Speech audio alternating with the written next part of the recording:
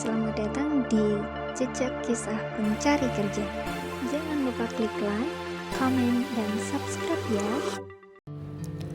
Hai, mungkin agak telat untuk upload video ini ya, tapi semoga aja nanti kedepannya kalau ada yang membutuhkan dan juga butuh informasi tentang FHCI BUMN tes kedua, bisa mampir ke sini buat lebih menambah pengalaman atau bisa untuk nambah wawasan.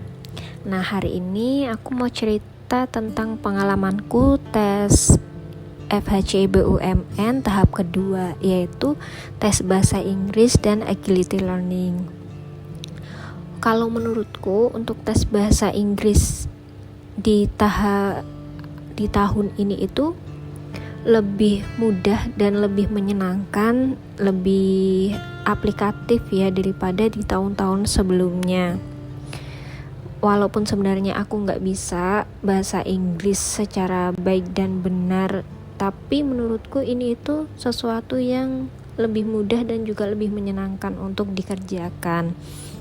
Untuk tes bahasa Inggris kali ini itu dia ada 3 sesi. Yang pertama itu structure and written expression. Yang kedua itu ada merespon kalimat pertanyaan sehari-hari. Terus yang ketiga itu reading. Untuk yang pertama itu sama ya seperti tahun-tahun sebelumnya. Jadi kita diminta untuk melengkapi sebuah kalimat dengan entah itu verb atau mungkin kata kerja, kata ganti dan kawan-kawannya. Karena emang aku gak bisa untuk mengerjakan soal tipe kayak gini, walaupun udah belajar berulang kali, tapi aku tetap pakai feeling ya. Jadi kalau kalian mungkin sering ngerjain soal tipe begini, kalian bakal lancar banget. Soalnya aku ngerasa aku aja pakai feeling kayaknya menyenangkan ya. Bukan menyenangkan sih, kayaknya bener feeling aku gitu. Tapi alangkah lebih baiknya kalau teman-teman mempelajari dengan baik dan benar bagaimana cara mengisi soal-soal structure dan written expression di tes bahasa Inggris kali ini.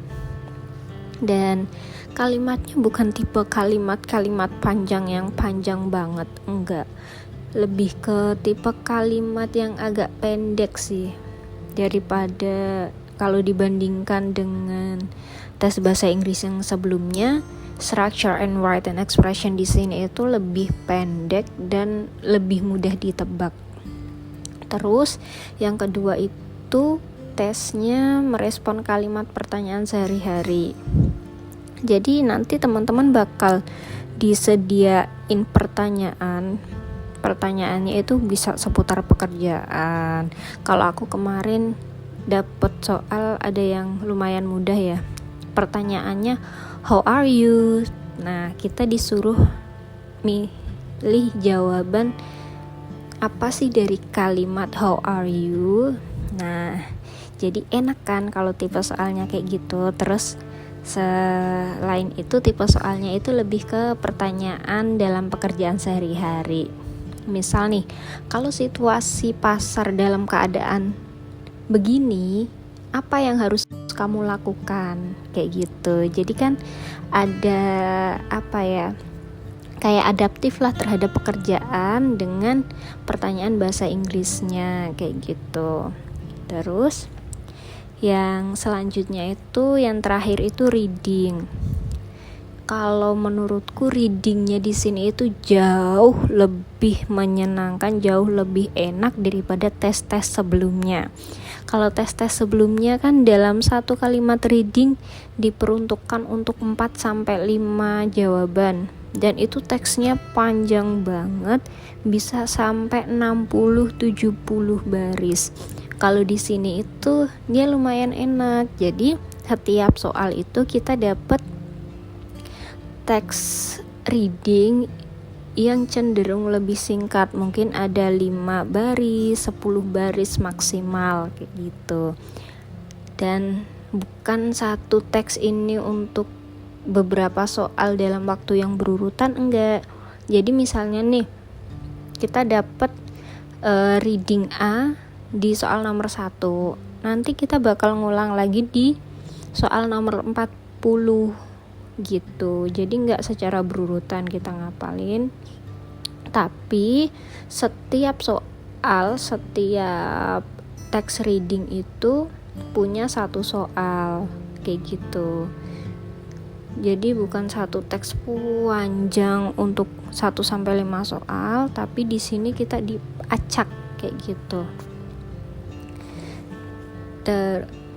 Isinya juga sama sih, jawab pertanyaan dari teks, terus persamaan kata itu pasti ya, ada persamaan kata. Misalnya kata A di teks sama dengan kata apa, jadi kita harus nyari jawabannya. Udah sih kalau reading itu aja. Tapi kesulitanku pas reading itu keterbatasan waktu ya, karena memang jarang latihan, terus waktunya itu cepet banget dengan jumlah soal yang banyak, jadinya agak keteteran. Waktunya mau habis, aku belum selesai ngerjain readingnya kayak gitu. Jadi bagi teman-teman yang mungkin mau tes bahasa Inggris di sini FHCI BUMN yang 2025, lebih persiapkan lagi untuk latihannya biar kalian juga cepat dalam menjawab, terus jawabannya juga tepat. Untuk tes terakhir itu dia tes agility learning.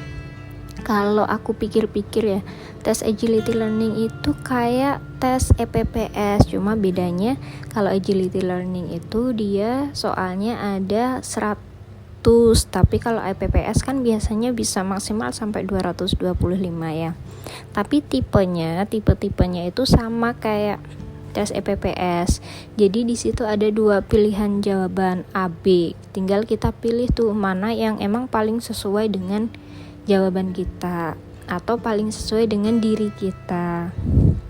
Tapi yang teman-teman perlu perhatikan, jangan lupa dikaitin dengan nilai-nilai kolaboratif atau optimisme diri dan juga ketahanan diri kayak gitu ya.